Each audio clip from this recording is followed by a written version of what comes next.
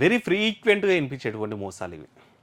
వాట్సాప్లో మెసేజ్ వస్తుంది, ట్రేడింగ్ అని వస్తుంది, స్టాక్ మార్కెట్ అని వస్తుంది. ఈ లింక్ క్లిక్ చేయండి, దీంట్లో 10 రూపాయలు ఇన్వెస్ట్ చేయండి, 20 రూపాయలు వస్తాయి. ఆ 10 పెడితే 10 వస్తుంది అన్నటువంటిది ఎంత క్రేజీ ఉంటుంది తెలుసా. మస్తు మనసు ఫుల్ ఖుషి అవుతుంది.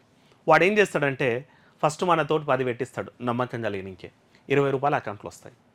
ఆ 20 రూపాయలు మనం విత్డ్రా చేసే పరిస్థితి ఫస్ట్ రాదు. మనం ఏమనుకుంటాం 20 రూపాయలు ఏదో ఉండనులే. తర్వాత 10,000 చేస్తాడు, 20,000 వేస్తాడు, 50,000 వేస్తాడు, 1,50,000 వస్తుంది. 1,00,000 ఇన్వెస్ట్ చేస్తాం, 3 లక్షల రూపాయలు అకౌంట్లో చేస్తాడు. అప్పటి వరకు కూడా మనం విత్డ్రా చేయం.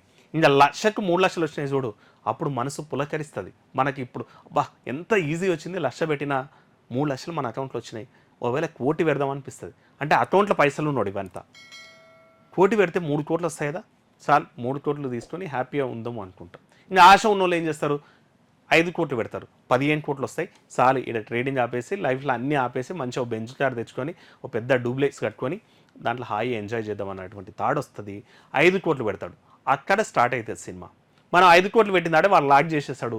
వాడు ఫేస్ కనిపించదు, వాని అకౌంట్ కనిపించదు, విత్డ్రా చేయకపోతే పైసలు మనం అప్పటి వరకు పెట్టిన పైసలు కూడా రావు.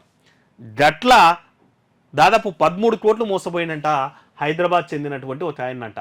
ఆన్లైన్ ట్రేడింగ్ పేరిట ఓ సీనియర్ సిటిజన్ నుంచి సైబర్ కేటగాళ్ళు ఏకంగా 13.16 కోట్లు అంటే 13,16 లక్షలు సమర్పించినంట ఆ సీనియర్ సిటిజన్. మరి ఆయన ఏం చేశాడో తెలియదు కానీ బాధితుడు ఇచ్చిన ఫిర్యాదు మేరకు సైబర్ సెక్యూరిటీ బ్యూరో పోలీసులు కేసు నమోదు చేశారంట.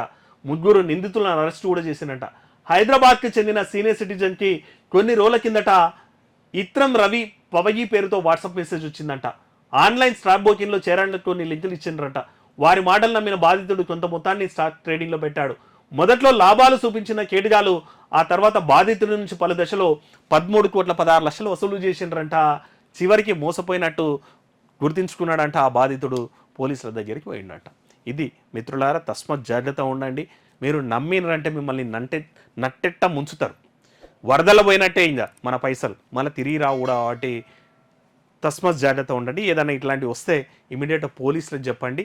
పోలీసులు అవసరమైతే వెరిఫై చేసుకొని ఎవరో 13 కోట్లు పెట్టినోడు మినిమం సీఏలు అయితే తెలుసుంటారు కదా, వాళ్ళంతా వెరిఫై చేసుకొని పెట్టుకోండి. లేకపోతే ఇట్లాంటి 13 కోట్లు కాదు, 130 కోట్లు కాదు, 1000 కోట్లు కూడా పోయేటువంటి ప్రమాదం ఉంటుంది.